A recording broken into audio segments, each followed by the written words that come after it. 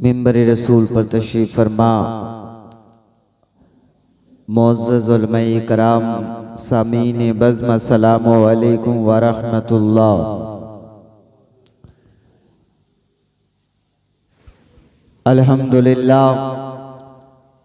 अल्हम्दुलिल्लाह रब्बिल आलमीन वल आक़िबतु लिल मुत्तक़ीन वस्सलातु वस्सलामु अला मन काना नबिय्युं व आदमु बैनल माए वत्तीन अजमलिल अजमलीन अकमलिल अकमलीन। अम्मा बादु फ़अऊज़ु बिल्लाहि मिनश शैतानिर रजीम। बिस्मिल्लाहिर रहमानिर रहीम। इन्ना नहनु नज़्ज़लना ज़िक्रा व इन्ना लहू लहाफ़िज़ून। सदक़ल्लाहुल अज़ीम व सदक़ा रसूलुहुन नबियुल अमीनुल मतीनुल करीम व नहनु अला ज़ालिका लमिनश शाहिदीन वश्शाकिरीन वल्हम्दुलिल्लाहि रब्बिल आलमीन। या खुदा बहरे जनाबे मुस्तफ़ा इमदाद कुन, या रसूल अल्लाह अज़ बहरे खुदा इमदाद कुन, या शहीद करबला या दाफ़े करवो बला, गुल रुखा शहजादे गुलगो कबा इमदाद कुन। क़ादरियम नारे या गौसे आज़म मी ज़नम, दमज़ा शेख अहमद रज़ा खां कुतबे आलम मी ज़नम। बगरदाबे बला उस्ताद कश्ती, ज़ईफ़ानो शिकस्तरा तु पुश्ती, वहक़े ख्वाजे उस्मान हारूनी मदद कुन या मोइनुद्दीन चिश्ती। अक़ीदत व मोहब्बत के साथ गुंबदे खज़रा में आराम फरमाने वाले आका, लंबे लंबे हाथों से भीख देने वाले दाता जनाबे अहमदी मुज्तबा मोहम्मद मुस्तफ़ा सल्लल्लाहु ताला अलैहि वसल्लम की मुक़द्दस बारगाह में हदिया पेश करें दुरूद पाक का और पढ़ें अल्लाहुम्मा सल्ली अला सय्यदना व मौलाना व मौलाना व बारिक वसल्लम सल्लु अलैहि सलातुन व सलामुन अलैका या रसूल अल्लाह सल्लल्लाहु ताला अलैहि वसल्लम। आज चौथी महफिल है और इमाम पाक की बारगाह में खराज अकीदत पेश करने के लिए हम और आप जमा हैं। तारीख बड़ी लंबी है, लेकिन मुझसे कुछ लोग ख्वाहिश करते हैं, कुछ लोगों का ये इजहार है, कुछ लोग ये चाहते हैं कि मैं तारीख़ करबला पर जल्द अज जल्द पहुँचूँ और उनको तारीख़ करबला सुनाऊँ, क्योंकि मैंने इस्लाम की तारीख़ के कुछ गोशे आपके सामने रखे। अल्लाह के हबीब सल्लल्लाहु ताला अलैहि वसल्लम की मुबारक सीरत पाक आपके सामने रखी और उसके बाद मैं धीरे धीरे करबला तक आपको इस्लाम की तारीख़ सुना कर के ले जाना चाहता था, लेकिन बीच में मुझे थोड़ा सा मुख्तसर करना पड़ेगा। बात यूं हो गई कि अल्लाह के हबीब दुनिया में तशरीफ़ लाए, इस्लाम की दावत दी, इस्लाम को फैलाया और ये इस्लाम का चिराग मक्के से रोशनी देता है, मदीना को मुनव्वर करता है और उसके बाद दूसरे इलाकों में ये अपनी रोशनी को फैलाता हुआ नजर आता है। कल हमने यहाँ तक सुन लिया था कि मेरे आका सल्लल्लाहु ताला अलैहि वसल्लम इस दुनिया से ज़ाहिरी तौर पे पर्दा फरमा चुके हैं। कल हमने सुना था कि मुस्तफ़ा जाने रहमत आखिरी लम्हात में अपनी उम्मत को याद कर रहे हैं। कल हमने देखा कि आका अलैहिस्सलाम का जब आखिरी वक्त था तो मौत का फरिश्ता इजाज़त लेने के लिए आया था। सुभान अल्लाह, ये किसकी बारगाह में आया था? नबी की बारगाह में आया था। और नबी की बारगाह में आने के बाद में इजाज़त तलब करी, लेकिन मुस्तफ़ा जाने रहमत ने इससे भी सवाल किया, अपनी उम्मत के बारे में पूछा और उम्मतियों की रूह कैसे निकलेगी सवाल कर दिया। बात मुख्तसर करके मैं समझा दूं कि जब ये मामला हो गया, अब इस्लाम की बागडोर कौन संभालेगा? नबी दुनिया में तशरीफ लेकर के आए, इस्लाम के चिराग को रोशन कर दिया, इस्लाम को फैला दिया। पूरी दुनिया के अंदर इस्लाम का चर्चा हो रहा है, लेकिन ए इस्लाम के मानने वालों, कभी सोचा है तुमने इस्लाम मक्के की वादियों से निकल करके मदीना पहुंच करके हमारे घरों तक इतनी आसानी से आ गया क्या? इस्लाम कैसे दुनिया के अंदर फैल गया? कभी आपने सोचा है? मेरे आका ने 63 साल जिंदगी गुजार करके दुनिया से पर्दा फरमाया, दुनिया से आका चले गए।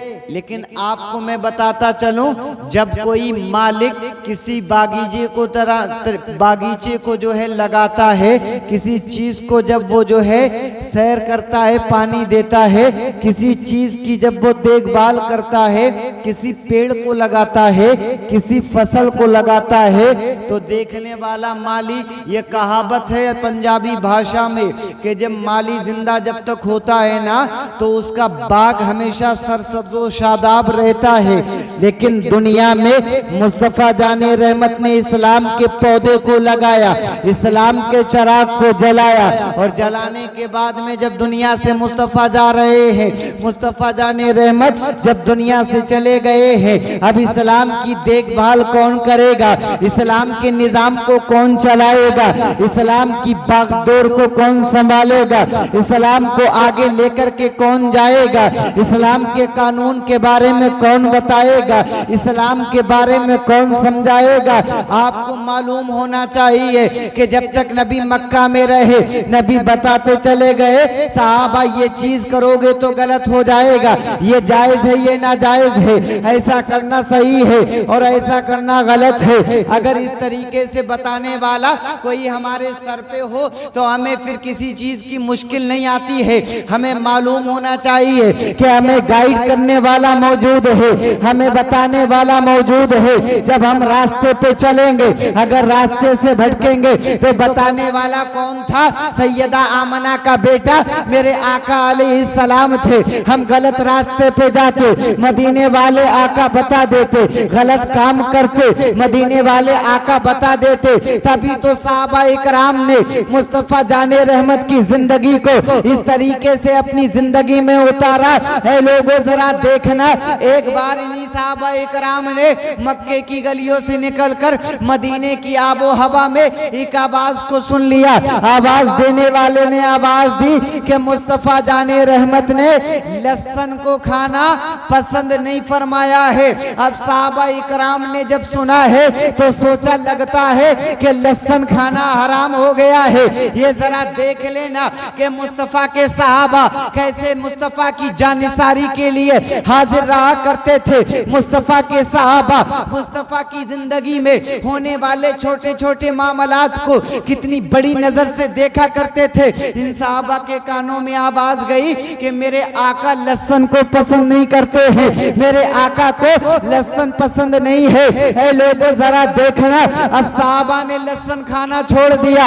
अबू बकर कहते हैं कि मदीने का हाल ये हो गया था, मदीने के रहने वाले नबी के सहाबा इकराम ने लहसुन खाना छोड़ दिया और ये ऐलान करने वाले मदीना के अंदर ये ऐलान करते थे कि रसूलुल्लाह को लहसुन पसंद नहीं है, लिहाजा लहसुन खाना अब जायज नहीं है। अब जैसे ही ये खबर सिद्दीक़ अकबर को मिलती है, मुस्तफा की बारगाह में जाते हैं। जाने के बाद में अर्ज करते हैं या रसूलल्लाह, सहाबा कह रहे हैं कि लहसुन खाना हराम हो गया है।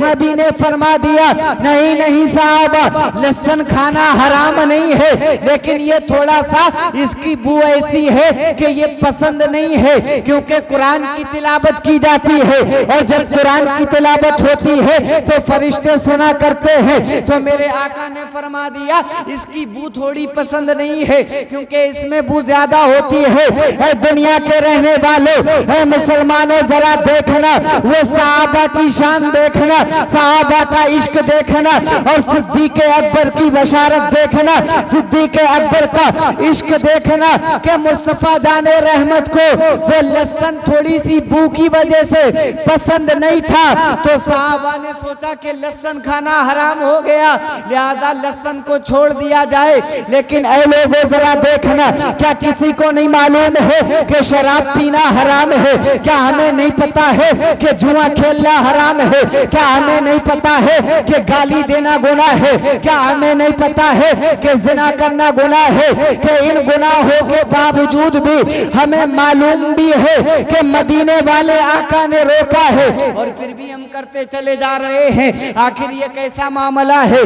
क्या हमने साहबा के इश्क से कोई सबक नहीं सीखा है? ऐ लोगों जरा देखना, आज मेरे मुआशरे का जवान तो ये सोचता है कि अभी जवानी बाकी है तो कुछ भी कर लेंगे।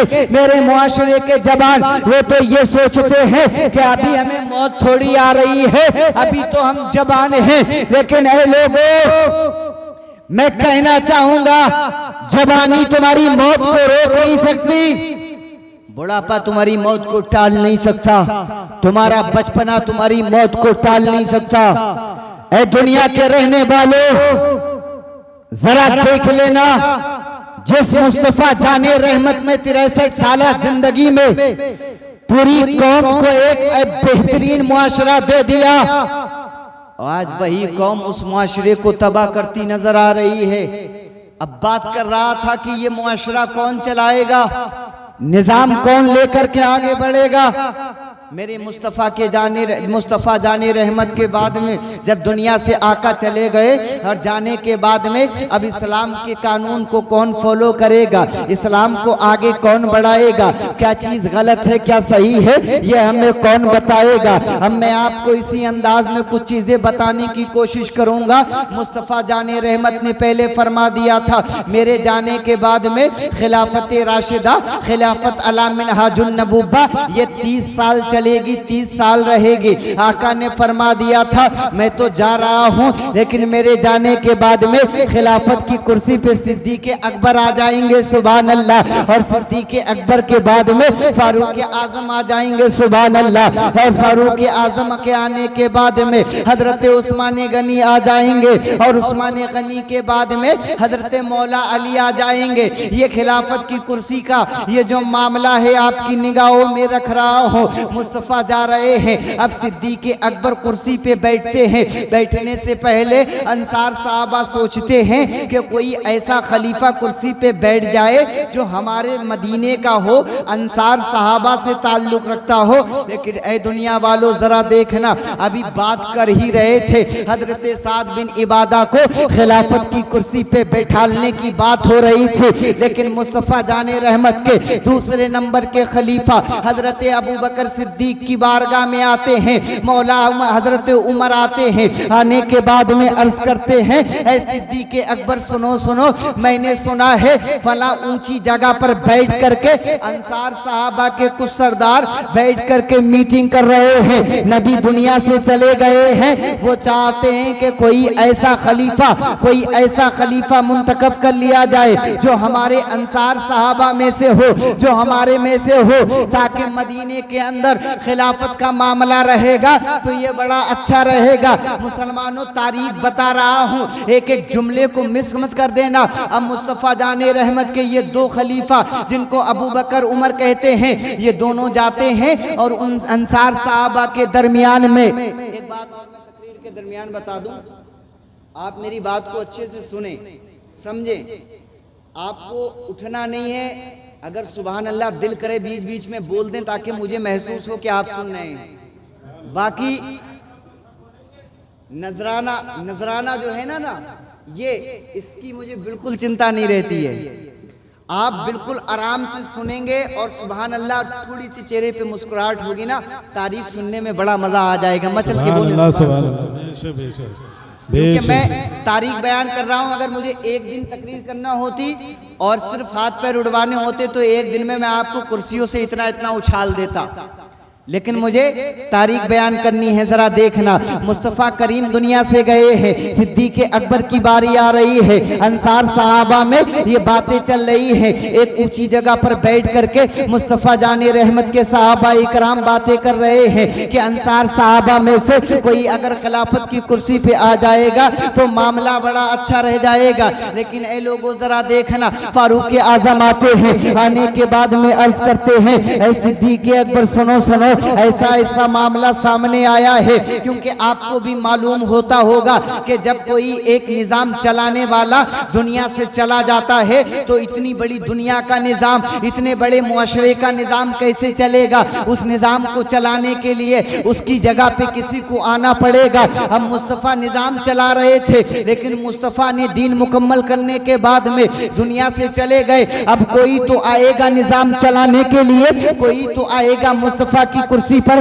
कोई तो आएगा जो मुस्तफ़ा के बारे में बताएगा, कोई तो हमें सिखाएगा कि हमें कैसे चलना है, कोई तो बताएगा कि अब हमें जिंदगी कैसे गुजारनी है। आखिर ये नबी के सहाबा या आखिर नबी की बारगाह में हमेशा क्यों बैठा रहते करते थे। आखिर नबी के सहाबा हमेशा हाथ बांधे क्यों खड़े रहते थे, क्योंकि इनको भी मालूम था नबी के बाद में हमें ही दीन को आगे बढ़ाना है, नबी के बाद में हमें ही दीन के बारे में बताना है। अब सिद्दीक़ अकबर, उमर फारूक आजम, ये दोनों साहबा जाते हैं। अंसार साहबा अभी बातें कर रहे थे।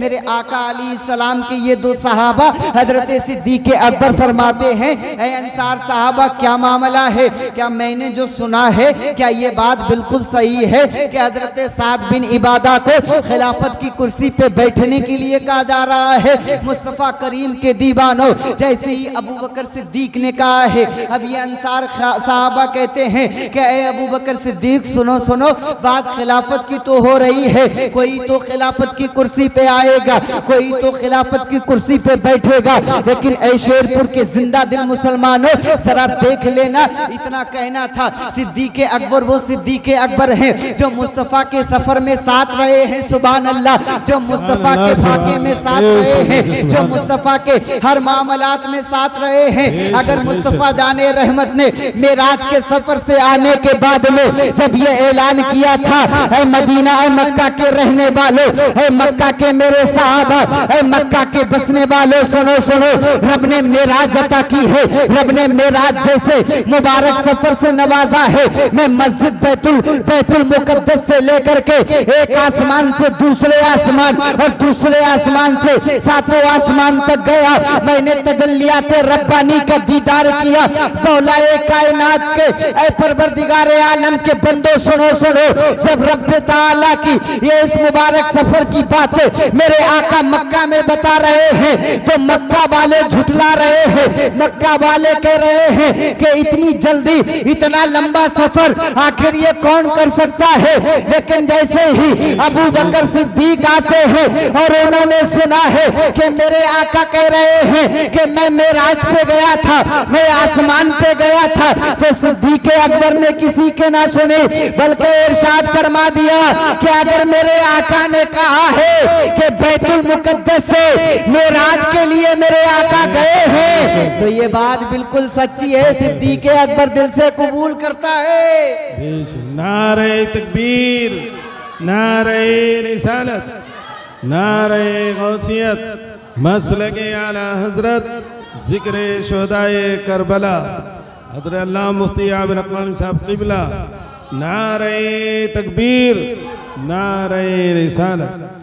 ये वही सिद्दीक अकबर हैं जिन्होंने दिल से कबूल कर लिया, फरमा दिया। ये वही सिद्दीक अकबर हैं, जब ईमान लाने की बात आई है ना तो मुस्तफ़ा जाने रहमत के इस गुलाम ने फौरन ईमान को कबूल कर लिया था, इस्लाम के दामन से जुड़ गए थे। ऐ मुसलमानों जरा देखना, अब सिद्दीक अकबर की निगाह क्या देख रही है। जिस सिद्दीक अकबर ने मुस्तफ़ा की बारगाह में इतना वक्त गुजारा हो, इतना लंबा वक्त गुजारने के बाद में हर छोटी छोटी बात को उन्होंने अपने आप के अंदर उतार लिया हो। साहबा कहते हैं कि सिद्दीक अकबर ढूंढा करते थे कि कोई छोटी सी बात मिल जाए ताकि मुस्तफ़ा जाने रहमत की उस सुन्नत को भी मैं अपना लूं, सुभान अल्लाह। सुभान अल्लाह, सुभान अल्लाह। सिद्दीक़ अकबर तलाश किया करते थे। अब सिद्दीक़ अकबर की निगाह देख रही है। सहाबा से कहा, ऐ सहाबा सुनो, खिलाफत का मामला ठीक है, जरूर होगा, लेकिन ऐ सहाबा, अगर अंसार सहाबा में से किसी को खिलाफत की कुर्सी पे बिठाया जाएगा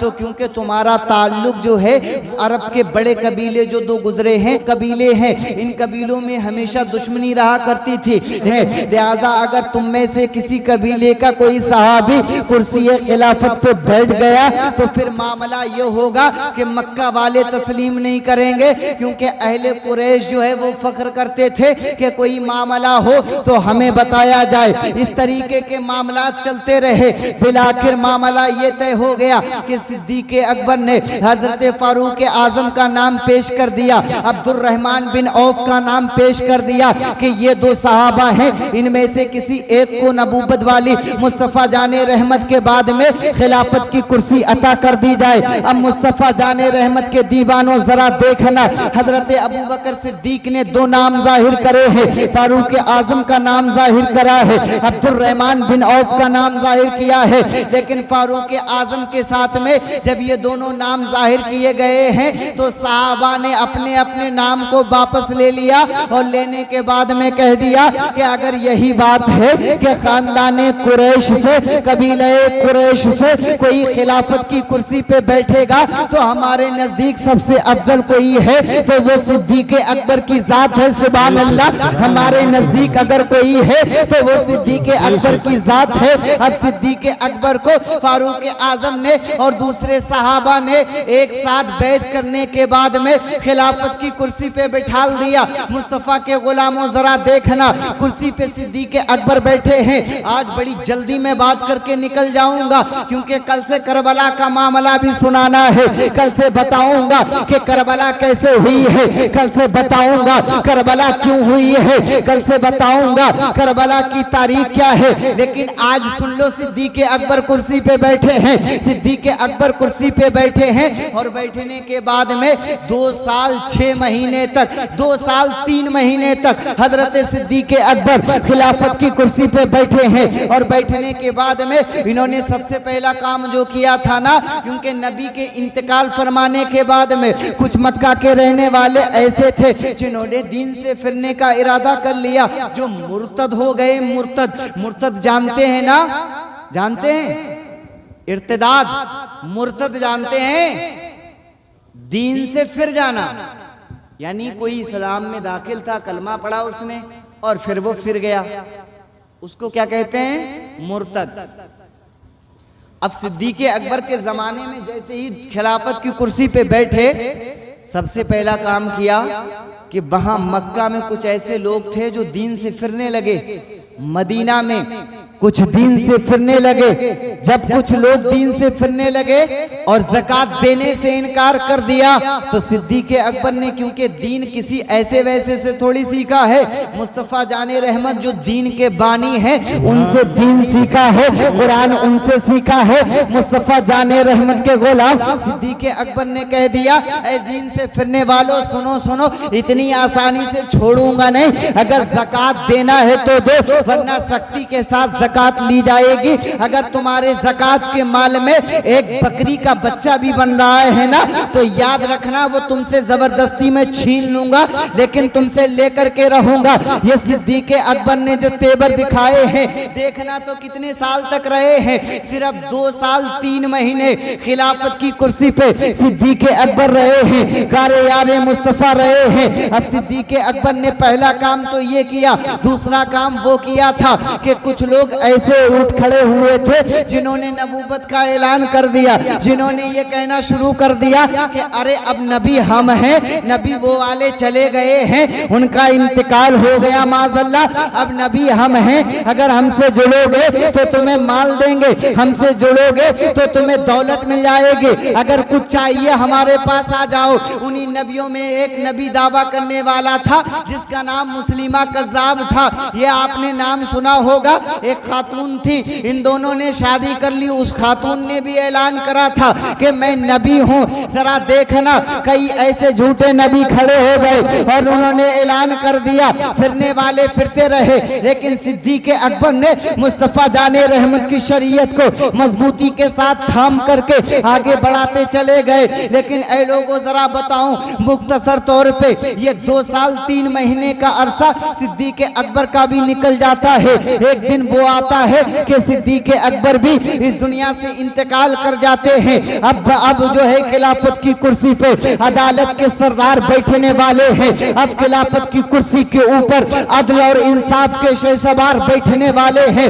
अब खिलाफत की कुर्सी पर हजरत फारूक आजम आने वाले हैं। अब फारूक आजम कुर्सी पे आए हैं। इनका ऐलान करने वालों ने ऐलान कर दिया, फारूक आजम कुर्सी पे बैठे हैं और ये 10 साल तकरीबन 10 साल 6 महीने तक इन्होंने कुर्सी को संभाला है। ऐ मुसलमानों जरा देखना, अब जब फारूक आजम कुर्सी पे आए हैं, फारूक आजम जैसे ही बैठे हैं तो पूरी दुनिया के अंदर जो बड़े बड़ी ताकत रखने वाले मुल्क थे, जो कैसर कसरा पे फक्र करने वाले लोग थे, जो इराक और ईरान की ताकत पे फक्र करने वाले लोग थे, हजरत फारूक आजम ने एक ऐसा मामला तैयार कर दिया कि कभी फारूक आजम की फौज इस तरफ के लिए जाती है, कभी फारूक आजम की फौज मगरिब की जानिब जा रही है, कभी मशरिक की तरफ जा रही है, कभी शुमाल की तरफ जा रही है, कभी जुनूब की तरफ जा रही है। अब फारूक आजम की ये लश्कर मुल्क के तमाम अतराफ में जा रहे हैं और जिधर का रुख कर रहे हैं, फारूक आजम के सिपाही पूरा इलाका फतह कर ले रहे हैं। ऐ मुसलमानों जरा देखना, 10 साल और 6 महीने की मुद्दत में फारूक आजम ने इराक को फतह कर लिया, ईरान को फतह कर लिया, कैसर कसरा की ताकत को अपने कदमों में ला करके रख दिया। ये फारूक आजम की शान है, ये फारूक आजम का तेवर था, ये फारूक आजम का इस तरीके से मुजाहिदाना अंदाज था। और फारूक आजम के बारे में अगर मैं बात करूं ना, तो इतने नरम दिल थे, इतने नरम दिल थे कि अगर जरूरत पड़ती थी ना तो हजरत फारूक आजम फरमाते हैं कि मैंने हजरत अबू बकर सिद्दीक के बारे में देखा कि हमेशा नेकी में मुझसे आगे बढ़ जाया करते थे। सुभान अल्लाह। क्या देखा कि नेकी में हमेशा आगे बढ़ जाया करते थे। फारूक आजम फरमाते हैं कि मैंने सोचा कि फारूक आजम को मैंने दौरे खिलाफत में देखा था कि वो तमाम खिलाफत के काम को करते करते लेकिन एक वक्त ऐसा निकालते थे कि उस वक्त में वो सुबह फजर से पहले एक मकान के अंदर दाखिल हो जाते थे और चेहरे पे एक रुमाल होता था ताकि कोई पहचाने ना, सुभान अल्लाह ये कौन है। अब फारूक आजम ने उसी तरीके पे अमल करते हुए सोचा और एक जिक्र और करते हैं फारूक आजम कि मैंने देखा सिद्दीक़ अकबर जंगल में जाते थे और एक गुफा के करीब जाने के बाद में कुछ देर ठहरते थे और वापस आ जाते थे। अब फारूक आजम ने देखा कि मैंने कई बार इस चीज़ को देखा और देखने के बाद में मेरे दिल में ख्याल आया कि आखिर हज़रत सिद्दीक़ अकबर जाते कहाँ हैं। फरमाते हैं कि मेरे दिल में ख्याल आया, मैं सिद्दीक़ अकबर की उस बात को पता करने के लिए उस गार के पास में गया, जंगल के अंदर गया और जाने के बाद में मैंने सिद्दीक़ अकबर को उस गार के अंदर जहाँ वो जाते थे मैंने देखा कि एक शख्स बैठा हुआ है और वो इस तरीके से बैठा है कि उसके हाथ कटे हुए हैं, उसके पैर कटे हुए हैं, आंखों से अंधा है। ए लोगों जरा देखना, फारूक आजम देखते हैं फौरन ही सोच में पड़ जाते हैं कि मौला हजरत फारूक आजम फरमाते हैं कि सिद्दीक़ अकबर, इसका मतलब इस बंदे खुदा से मिलने आते थे क्योंकि इसके पास तो कोई आने जाने वाला है नहीं। ए लोगों जरा देख लेना हजरत फारूक आजम नेकी करने के लिए किस तरीके से आगे रहते थे। फरमाते हैं जब मैंने देखा तो मेरे दिल में ख्याल आया, मैंने जेब से कुछ टुकड़े निकाले रोटी के सूखे हुए, उनको पानी में डुबोया है और डुबोने के बाद में मैंने उस शख्स के मुंह में रखे हैं और रखने के बाद में मैंने उसको 1-2 लुक़मे खिलाए हैं। और जैसे ही खिलाए हैं फारूक आजम फरमा रहे हैं कि उस खाने वाले ने फौरन ही मुझसे पूछा, क्या फारूक पूछने वाले ने, सवाल करने वाले ने सवाल कर दिया, क्या सिद्दीक़ अकबर का विसाल हो गया है, क्या सिद्दीक़ अकबर इस दुनिया से जा चुके हैं? फारूक आजम कहते हैं कसम खुदा की, ना तो मैं बोला था ना मैंने लब हिलाए थे, मैं तो खामोशी के साथ गया, बैठ गया और जेब से रोटी के टुकड़े निकाले और भिगो करके खिलाना शुरू कर दिया। लेकिन उसने कैसे पहचान लिया कि सिद्दीक़ अकबर नहीं है? तो मैंने उससे पूछा, ऐ खाने वाले, ऐ ज़ईफ़ लागर इंसान, जरा बता तो सही, तुझे कैसे मालूम हो गया कि सिद्दीक़ अकबर का इंतकाल हो गया है? तुझे कैसे पता है कि सिद्दीक़ अकबर इस दुनिया से जा चुके हैं? कसम खुदा की, वो ज़ईफ़ कहता है, वो जिसके हाथ नहीं है, वो जिसके पैर नहीं है, कहता है ऐ फारूक आजम सुनो सुनो, जब तुमने लुकमा खिलाया तो मैं समझ गया कि सिद्दीक़ अकबर नहीं है। कहा लुकमा खिलाने से कैसे समझ गया? कहने वाले ने कहा था ऐ फारूक आजम सुनो, तुमने निवाला लिया, मेरे मुंह में रख दिया और खिला दिया, लेकिन सिद्दीक़ अकबर जब गार में आते थे तो लुकमे को पानी में डुबो करके पहले अपने मुंह में रख करके चबाते थे, क्योंकि सिद्दीक़ अकबर को पता है ना मेरे मुंह में दांत है और ना मैं लुकमा चबा सकता हूँ। सिद्दीक़ अकबर पहले लुकमे को अपने मुंह में रख करके फिर चबाया करते थे, बाद में मेरे मुंह में रखा करते थे।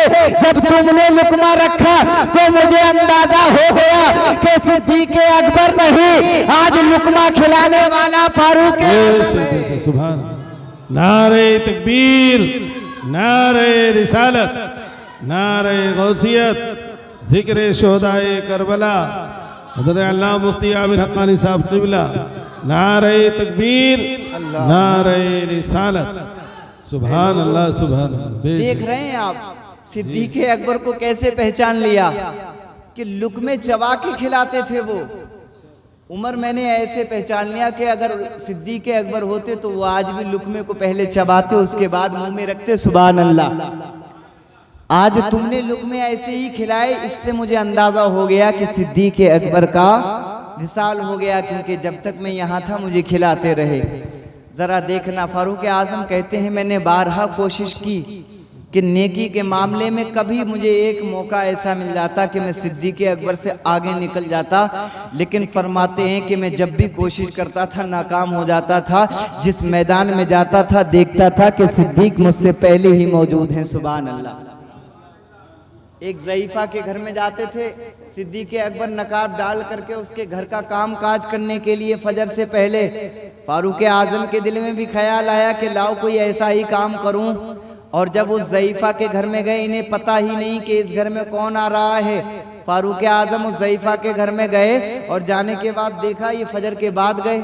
फजर के बाद जाने के बाद देखा कि उसके घर का काम हो गया, उसके घर के जो भी काम काज थे वो तमाम काम पहले ही कोई करके जा चुका है। फारूक आजम बाहर निकले, सोचा यार क्या मामला है, मैं 2 दिन से आ रहा हूँ और दोनों दिन क्या देखता हूँ कोई काम करके चला जा रहा है। सोचा कि आज मैं फजर के पहले ही चला जाऊँगा। मैं रोज़ जाता हूँ फजर की नमाज पढ़ के ज़ईफ़ा के घर में, आज मैं फजर की नमाज से पहले चला जाऊँगा और देखूँगा कि कौन आ रहा है और देखूंगा, पता लगाऊंगा ज़ईफ़ा की मदद कौन करने आ रहा है, इसके घर के बर्तनों को धोने कौन आ रहा है। ऐ शेरपुर के जिंदा दिल मुसलमानों, किसी नौकर चाकर की बात नहीं कर रहा हूँ, इस्लाम के ऐसे मुजाहिदों की बात कर रहा हूँ, ऐसे हुक्मरानों की बात कर रहा हूँ जिन्होंने हुकूमत की है मुस्तफ़ा जाने रहमत के बाद में, जिन्होंने हुकूमत की है खिलाफत की वो कुर्सी पर बैठे हैं जिसको खिलाफत राशिदा कहा जाता है। मैं इन सहाबा का जिक्र कर रहा हूँ।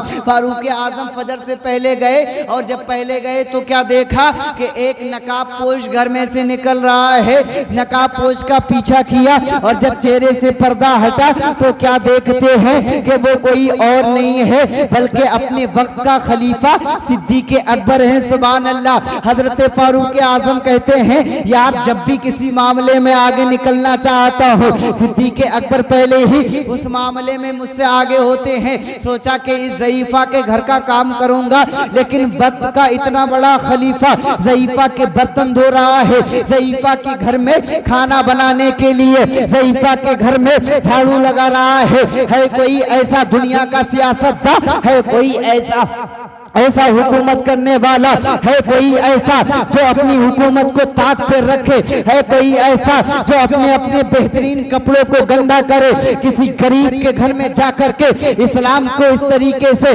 जैसे सिद्दीक़ अकबर ने बताया है, फारूक आजम ने बताया है कोई जो इस तरीके से दिखाए। बहरहाल मैं इस्लाम की बात कर रहा हूँ। फारूक आजम ने 10 साल 9 महीने तक तकरीबन इस कुर्सी के ऊपर खिलाफत राशिदा की कुर्सी पर हुकूमत की है। ऐ मुसलमानों जरा देखना, दौर आगे बढ़ता चला गया, दिन गुजरते चले गए। खिलाफत के इस कुर्सी पे बैठ करके फारूक आजम ने बड़े बड़े कारनामे अंजाम दिए हैं। एक दिन वो आता है जिस बैतुल मुकद्दस को सब अब मुसलमान अपनी आंखों में रखते हैं, जिस बैतुल मुकद्दस के सपने हम तमाम मुसलमान देखते हैं, उसी बैतुल मुकद्दस को हजरत फारूक आजम के हुक्म से ये फतेह कर लिया जाता है। ना कोई बहुत बड़ी जंग हुई बल्कि मुस्तफा जाने रहमत के गुलाम फारूक आजम ने सिर्फ खत लिखा है और कहा है कि ये हमारे हवाले कर दिया जाए। तो बड़ी बड़ी ताकतों ने अपने घुटनों को टेक करके ये बता दिया था कि अब हम मुकाबला नहीं कर सकते हैं, क्योंकि फारूक आजम के तेवर जमाने वालों ने देखे हैं। लेकिन आज दुनिया के मुसलमान को जमाना चाहता है मिटा दिया जाए। आज हमारे गले में रस्सियां डाली जा रही है, आज हमारे रास्ते को तंग कर दिया जा रहा है। आखिर वजह क्या है? तो मैं कहना चाहूंगा, अरे हमने अपने इस्लाम को भुला दिया है, हमने अपनी तारीख को भुला दिया है, हमने अपनी तारीख को भुला करके गैरों के तरीके को अपना लिया है। कसम रब्बे काबा की, जिस दिन हमने इस्लाम की तारीख पे अमल कर लिया ये दुनिया हमारे कदमों में होगी। जिस दिन इस्लाम की तारीख पे हमने अमल करके और नारे तकबीर को बुलंद कर दिया तो बड़े बड़े ऊंचे पर्वतों की रिफतों पे कपकपी तारी हो जाएगी और दुनिया वाले कहेंगे अरे इनकी तादाद पे ना जाना,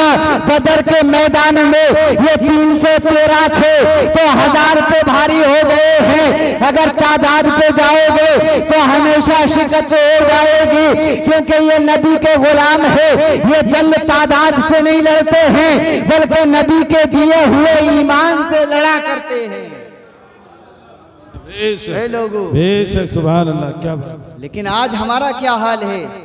बहरहाल हम तो न जाने कैसी गफलत की जिंदगी में जी रहे हैं। लोगों, कभी आपने सोचा है, कभी आपने देखा है कि आखिर हम क्या थे और क्या हो गए हैं? आज हमें लोग तबाह करना चाहते हैं। आज जमाना चाहता है कि मुसलमान को मिटा दिया जाए। आज जमाना चाहता है, आखिर कोई क्यों नहीं चाहेगा? क्योंकि हमने सब चीज अपनी फरामोश कर दी है। इस्लाम का तरीका क्या है, इस्लाम का शियार क्या है, इस्लाम का मेयार क्या है, हम ये तमाम चीजें तो खुद ही फरामोश कर रहे हैं और फिर कहते घूम रहे हैं कि हम परेशान हैं, हमें मारा जा रहा है, हमें सताया जा रहा है, हमें तड़पाया जा रहा है। अरे तेरी तारीख तूने पढ़ी है ना? कभी तारीख पढ़ेगा तो तुझे पता चल जाएगा, कभी तुझे तब पता चल जाएगा जब मुसलमान अपनी तारीख पे अमल करता है ना। तो बड़े बड़े तानाशाहों के सर उसके कदमों में झुक जाया करते थे। बड़ी बड़ी हुकूमतें मुसलमानों के कदमों में झुकती हुई नजर आती थी। ऐ लोगों, जरा देखना, कभी तारिक बिन जियाद के बारे में मौका मिलेगा तो बताऊंगा,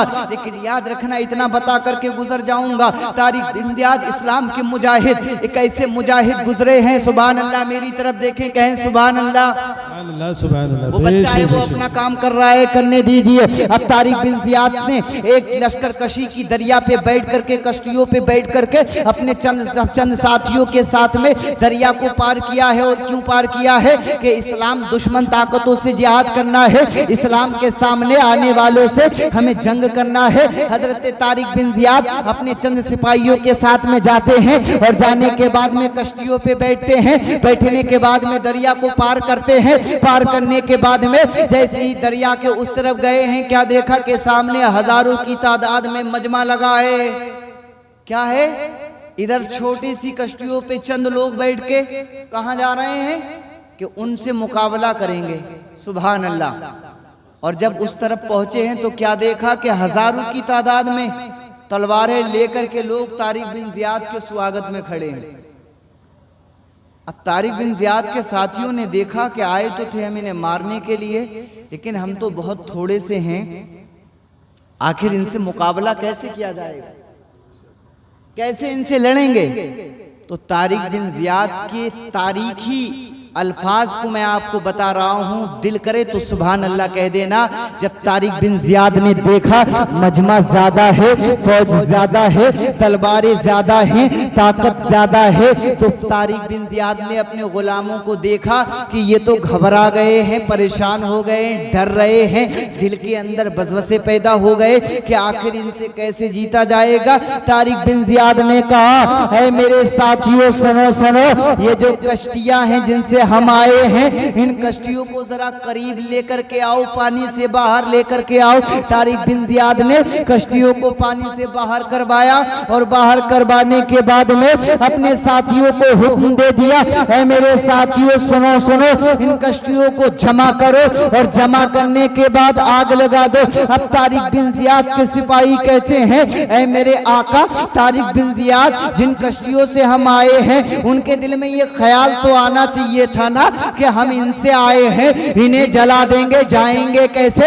है तारिक बिन जियाद, लेकिन कसम खुदा की उन सिपाहियों के अंदर कोई ऐसा मुजाहिद ना था जो तारिक बिन जियाद से कह देता कि हम इन कश्तियों से आए हैं, वापस कैसे जाएंगे, इन्हें जलाने के बारे में आखिर क्यों कहा जा रहा है। ऐ लोगों तो जरा देख लेना, तारिक बिन जियाद के सिपाही जानते थे कि उस मैदान के अंदर आ गए हैं और तारिक बिन जियाद ने अपने सिपाहियों से ऐलान कर दिया, ऐ सिपाहियों परेशान मत होना, इनकी तलवार और तादाद देख करके घबराना नहीं है। अगर इस मैदान में हम आ गए हैं, कश्तियों को इसलिए जलाया जा रहा है ताकि इस मैदान में हम नबी के दीन के लिए आए हैं, अल्लाह के दीन के लिए आए हैं, अल्लाह के नाम पे हम मुजाहिदा जिहाद करने के लिए आए हैं। ऐ मेरे सिपाहियों सुनो सुनो, कश्तियों को इसलिए जलाया जा रहा है, या तो इस मैदान के अंदर हम इनके सर उतारेंगे या तो अपने सर कटवाएंगे, ताकि दुनिया याद रख ले कि तारिक बिन जियाद के सिपाही जब मैदान में उतरे हैं, या तो दुनिया उनको गाजी के नाम से जानेगी और अगर जिंदा वापस ना गए तो दुनिया उनको शहीद के नाम से जानेगी। सुभान अल्लाह, सुभान अल्लाह। दुनिया उनको शहीद कह करके जानेगी। ये जज्बा था उनका, लेकिन हमारा क्या जज्बा है? एक की डंडा पड़ता है, चार भागते हैं। हमारा जज्बा है, ये खत्म पता क्यों हुआ है? बड़ी कड़वी बात है लेकिन कह दे रहा हूं, ईमान की कमजोरी की वजह से ये सब मामलात हो रहे हैं। अभी मैंने हाल ही में के देखा है कि एक ने कलमा पढ़ा है, मुसलमान हुआ है, सोशल मीडिया पे बहुत वायरल है। वो कह रहा है कि मेरे हाथ पे, एक हाथ पे सूरज रख दो, एक हाथ पे चांद रख दो, फिर भी मैं करोड़ों की जायदाद को ठोकर मारता हूं, क्योंकि मैंने अब कलमा पढ़ लिया है, तो अब मैं फिरने वाला नहीं हूं। सुभान अल्लाह। ये जज्बा, हम तो मुसलमान के घर में पैदा हुए, कलमा पढ़े हैं, खाना खाया है, गोश्त बोटी और मुसलमान हो गए, लेकिन हमने कभी ईमान को टटोला है ना? ईमान को हमें टटोलना चाहिए। मेहनत करने वाला मजदूर 400-500 रुपए कमा करके जो रोटी खाता है ना, उसकी वो रोटी खाना उसके ईमान को मजबूत कर देगी। सुभान अल्लाह। लेकिन हराम का एक लुकमा चाहे इतना बड़ा ढेर लगा हो, उसमें से खाओगे ना तो वो ईमान को कमजोर कर देगी। इस चीज को आप नोट कीजिएगा। आज जो पूरी दुनिया के अंदर हमारी जिल्लत हो रही है, ये यही वजह है कि हमने अपने इस्लाम की जो है तारीख को भुला दिया है। यार हमारे सहाबा हमने देखा है सूखी रोटियां खाया करते, सूखी रोटियां, लेकिन ईमान मजबूत था। मैं बात कर रहा था फारूक आजम की। 10 साल कुछ महीने आपने हुकूमत की है, आपका दौरे खिलाफत भी खत्म होता है, एक वक्त आता है दुनिया से आप भी चले जाते हैं, लेकिन उसके बाद में अब कुर्सी पे कौन आता है? अब तीसरे नंबर के खलीफा आते हैं जिनको हजरत उस्मान गनी कहा जाता है। इनका दौर भी बहुत लंबा दौर रहा है, तकरीबन 12 साल इन्होंने खिलाफत की कुर्सी पे बैठ करके मुस्तफ़ा जाने रहमत की वो खिलाफत राशिदा, खिलाफत अला मनहाजुन नबूबा की कुर्सी पे बैठ करके मुस्तफ़ा के इस्लाम को आगे बढ़ाया है, इस्लाम की शरीयत को, इस्लाम के मसाइल को लोगों को बताया है, समझाया है। अब इनका दौर भी धीरे धीरे चल रहा है। अब यहाँ से करबला की झलकियाँ देखते हुए चलें, यहाँ से आप समझते हुए चलें कि पहले खलीफा सिद्दीक़ अकबर बैठे, 2 साल कुछ महीने में इंतकाल कर गए, फारूक आजम उस कुर्सी पे आ गए, 10 साल कुछ महीने के अंदर इंतकाल कर गए। उसके बाद अब हजरत उस्मान गनी आए हैं। उस्मान गनी 12 साल तक उस कुर्सी पे रहे और हजरत उस्मान गनी के दौर से मामलात बिगड़ना शुरू हो गए। मामलात कैसे बिगड़े हैं जरा देखते हुए चलना।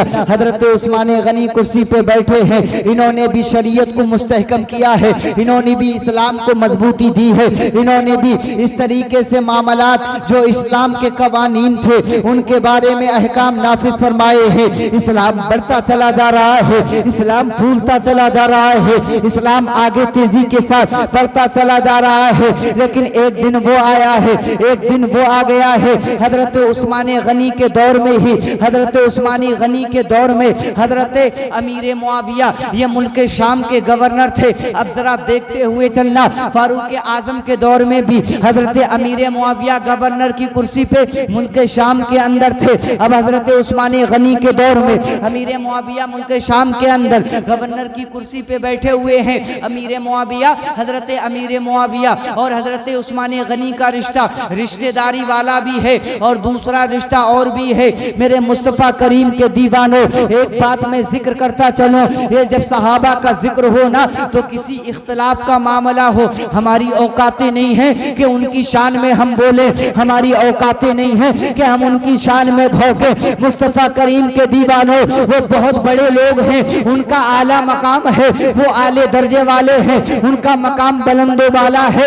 आज कोई अपने वक्त का अपने आप को शिया राफजी कहने वाला कोई कुत्ता अगर नबी के इन सहाबा पर भौंके तो उनके बहकावे में मत आ जाना, क्योंकि नबी के सहाबा ये इस तरीके से हमारे लिए नेमत है, हमारे लिए रहमत है। ये वो सहाबा है जिनको देख देख करके हमने इस्लाम को सीखा है, ये वो सहाबा है जिनको देख करके हमने इस्लाम पे अमल करना सीखा है। लिहाजा किसी सहाबा के शान में अदना सी भी गुस्ताखी मत कर देना, क्योंकि बहुत से लोग हैं जो हजरत अमीर मुआविया को गालियां देते हैं, लेकिन हम तो कहते हैं कि अमीर मुआविया तुम्हारी अजमत पे सलाम, तुम्हारी जहनियत पे सलाम, ऐ अमीर मुआविया तुम्हारी बादशाहत पे सलाम, क्योंकि तुम्हारी बादशाहत तुम्हें मिली जो है ना, इसका जिक्र पैगंबर इस्लाम ने पहले ही फरमा दिया था कि 30 साल खिलाफत के बाद में मेरी उम्मत में बादशाहत कायम हो जाएगी। आका ने पहले ही फरमा दिया था। आज कोई शिया ये समझे तो ऐसा नहीं चल पाएगा। नबी ने फरमा दिया 30 साल ये कैसे पूरे होंगे देख लेना। हजरत उस्मान गनी आखिरी मराहिल में हैं, इनको कत्ल करने के लिए मिस्र से आते हैं 13 लोग, ये 13 लोग आते हैं हजरत उस्मान गनी को कत्ल करने के लिए। अब थोड़ा सा जिक्र ये भी कर दूं कि ये लोग कत्ल करने के लिए क्यों आ गए। मिस्र के अंदर एक ऐसा गवर्नर मुकर्रर किया था हजरत उस्मान गनी ने, उस गवर्नर को मुकर्रर फरमाया था, उसको ऊपर कत्ल का इल्जाम आ गया। और कत्ल का जब इल्जाम आया तो मिस्र के कुछ रहने वालों ने ये कहा कि इसको इस मंसूबे से, इसको इस मनसब से माजूल कर दिया जाए। हजरत उस्मान गनी के पास में खबर पहुंचाएगी कि इसे इस पोस्ट से हटा दिया जाए, इसने कत्ल किया है, कत्ल का इल्जाम है। लेकिन हजरत उस्मान गनी ने सबूतों का तकाजा किया कि अगर कत्ल का इल्जाम है लेकिन अभी मामला तूल पकड़ता जा रहा है, क्योंकि एक फितना ऐसा फैलाने चुराने वाला फितना फैला रहा था, जिसको अब्दुल्ला इब्ने सबा कहा जाता है। यकीन मानो ये सबसे बड़ा फितना है इस्लाम में, और सहाबा के अंदर सबसे बड़ा फितना ये अब्दुल्ला इब्ने सबा का फितना था। इसने कलमा तो पढ़ रखा था, दाढ़ी तो थी, टोपी तो थी, लेकिन सहाबा को लड़वाया करता था, सहाबा को कत्ल करवाया करता था। ऐ लोगों जरा देखना, इसी अब्दुल्ला इब्ने सबा ने ऐसी आग लगाई थी कि उनके बदला लेने के लिए, उनका बदला लेने के लिए हजरत उस्मान गनी के पास में मिस्र से 13 लोग आए थे उस खून का बदला लेने के लिए। लेकिन अमीर मुआविया मुल्क वहाँ के गवर्नर थे मुल्क शाम के, और मिस्र से ये लोग आए थे मुतालबा करने। हजरत उस्मान गनी ने उनको मना फरमा दिया, कहा थोड़ा इंतजार करो, तहकीकात चलेगी। लेकिन मामला क्या हो गया, अब्दुल्ला इब्ने सबा ने पहले ही ने भड़काया था कि जाओ जोर देना और पीछे मत हटना। है दुनिया के रहने वाले जरा देखते हुए चलना, ये तीसरे नंबर के खलीफा हैं, ये खिलाफत की कुर्सी पे 12 साल बैठे हुए हैं, लेकिन 13 मिस्रियों ने आकर के मेरे मुस्तफा करीम के खलीफा नंबर 3 के घर का घेराव कर लिया है। और ये जब नहीं माने हैं तो इनमें एक ऐसा बदबख्त था जिसने मरवान नाम का शख्स था, ये जो अमीर मुआविया के दौर में मदीने का गवर्नर बन जाएगा आगे चल के, जरा देखना, इतने नाम याद रखना। ये मैं कैसे याद कर रहा हूँ, ये मेरे हुसैन का सदका है, हुसैन का करम है जो मैं ये नाम आते जा रहे हैं बताता जा रहा हूँ। मदीने का गवर्नर मरवान था, ये कब बना था, अमीर मुआविया के दौर में। लेकिन अमीर मुआविया के दौर में पहुंचने से पहले इस मरवान ने हजरत उस्मान गनी की वो मोहर को चुराया था, अंगूठी को चुराया था, और वो जो मिस्र के लोग आए थे ना, उनके खत के ऊपर मोहर लगा दी थी कि लो हमने हजरत अब्दुल्ला नाम का वो बंदा जो गवर्नर था, कहा कि उसको माजूल कर दिया, और इस खत के ऊपर उस्मान गनी की जो है वो मोहर लगी हुई है। लोगों जरा देखना, लेकिन मोहर चुराने वाला मरवान है, उस्मान गनी को अभी खबर नहीं है। अब उस्मान गनी के घर का घेराव करने के लिए ये बदबख्त पहुंच जाते हैं, और पहुंचने के बाद में जैसे ही मौला अली को पता चला है ना, आज कुछ शिया लोग ये भी कहते हैं अली की झूठी मोहब्बत का दिखावा करते हैं, कहते हैं कि अली से हमें मोहब्बत है, अमीर मुआविया ने हजरत अली से जंग की थी, ये गलत किया था, अमीर मुआविया ने ऐसा किया, हजरत अमीर मुआविया ने वैसा किया। लेकिन वो लोग जो हजरत अली की मोहब्बत का दावा करते हैं उनको ये पता होना चाहिए। ऐ लोगों जरा देखना, जब उस्मान गनी के घर पे हमला करने वाले वो मिस्र के कातिल आते हैं तो हजरत अली ने अपने बेटे हुसैन को भेजा है, हजरत अली ने अपने बेटे हसन को भेजा है कि जाओ तीसरे नंबर के खलीफा हजरत उस्मान गनी के दरवाजे पे खड़े हो जाना, और खड़े होने के बाद में पहरा देना ताकि कोई बदबख्त उनके घर में दाखिल ना हो पाए। आज लोग कहते हैं कि हजरत कुछ ऐसे भी हैं जो इल्जाम लगाते हैं कि हजरत अली ने ही ये सब करवाया था, लेकिन माज़अल्लाह वो बदबख्त हैं। मैं कहना चाहूँगा तारीख जब भी सुने या पढ़े तो इतना याद रख लेना, हमारे लिए बरेली की रजा काफ़ी है, हमारे लिए हमारा असलाफ काफ़ी है। हमारे बुजुर्गों ने जो कह दिया उसके ऊपर हम अपनी आंखों को बंद कर लेंगे। हमें किसी से कुछ सुनने की ज़रूरत नहीं है, हमें किसी से कुछ जानने की ज़रूरत नहीं है। हमारे असलाफ ने हमारे लिए इतना लिख दिया है ताकि हम फैसला कर सके कि कौन हक पे है और कौन हक पे नहीं है। इसीलिए तो मैं कहना चाहूँगा कि अगर तारीख का मुताला करोगे तो जितने भी फिरके हैं सब एक दूसरे के सामने नजर आते हैं, लेकिन अहले सुन्नत का एक वाहिद फिरका ऐसा है जो हर एक के सामने तने तन्हा अकेला नजर आता है। तो आपको फैसला कर लेना चाहिए कि जो 72 फिरके हैं वो एक तरफ नजर आते हैं, जो एक फिरका है और जो हक पे है वो एक तरफ नजर आता है। लिहाजा फैसला कर लेना। नबी ने फरमा दिया था बनी इसराइल में 72 होंगे, मेरी उम्मत में 73 फिरके होंगे, कुल्लुहुम फिन्नार इल्ला फिरकतन वाहिदा, एक जन्नती होगा सब जहन्नमी होंगे। शेरपुर के मुसलमानों फैसला कर लेना, जो 72 है वो एक तरफ नजर आते हैं और और जो सुन्नी अहले सुन्नत का फिरका जो हक पे है वो सबके मुकाबले में तने तनहा अकेला नजर आता है। फैसला कर लेना, नबी ने फरमा दिया था 72 जहन्नम में जाएंगे, तो जो तनहा अकेला है उसी फिरके का नाम अहले सुन्नत वल जमात है। उसी फिरके का नाम वल जमात है। ए लोगों, हम सबके मुकाबले में अकेले खड़े रहते हैं। हजरत उस्मान गनी को कत्ल करने के लिए घर में ये लोग घुस गए और इन्होंने हमला करा। उससे पहले घर का हिसार कर लिया, पानी नहीं जाने दिया घर में उस्मान गनी के। 3 दिन तक पानी को इन्होंने रोकने की कोशिश की। हजरत अली से हजरत उस्मान गनी दीवार पे चढ़ करके फरमाते हैं कि ऐ लोगों जरा बताओ हजरत अली हैं? कहने वाले ने कहा नहीं है। फिर दूसरे साहबी का नाम लिया, तीसरे साहबी का नाम लिया, कहा पानी की जरूरत है, अंदर पानी दिया जाए। लेकिन सहाबा पानी देने की कोशिश कर रहे हैं, पहरा दे रहे हैं, लेकिन कहते हैं ना अब्दुल्ला इब्ने सबा ने ऐसा जहर बोया था, ऐसी आग लगाई थी कि हजरत उस्मान गनी के घर में ये लोग घुस गए। और घुसने के बाद में मेरे उस हजरत उस्मान गनी पे कातिलाना इन्होंने हमला कर दिया और हजरत उस्मान गनी को शदीद जख्मी कर दिया। कान कट गया, यहाँ तलवार लगी, ये आँख के ऊपर तलवार लगी, ये भौं कट गई और इस तरीके से ये पूरा जख्मी हो गया चेहरा। एक रिवायत में मिलता है कि आपकी बीबी ने, हजरत उस्मान गनी की बीबी ने तलवार को रोकने के लिए अपने हाथों को आगे बढ़ाया, तो इस बदबख्त ने जिसने तलवार मारी थी वो उसकी तलवार से हजरत उस्मान गनी के बीबी के हाथ कट गए, तो उन्होंने फिर जो है पीछे हट गई। लेकिन वहां पे हजरत उस्मान गनी को शहीद कर दिया। अब हजरत अली का नंबर आ गया। उस्मान गनी शहीद हो गए, अब हजरत अली कुर्सी खिलाफत पे बैठे हैं। यहाँ से जो सिलसिला शुरू हुआ है, हजरत अबू बकर सिद्दीक के दौर में इस्लाम बड़ी तरक्की करा, बहुत सारे मामलात बने। फारूक आजम के दौर में बड़ा मामला बना, कई मुल्कों में इस्लाम फैल गया, बैतुल मुकद्दस फतेह हो गया। और हजरत उस्मान गनी के दौर में भी बहुत अच्छा मामला रहा।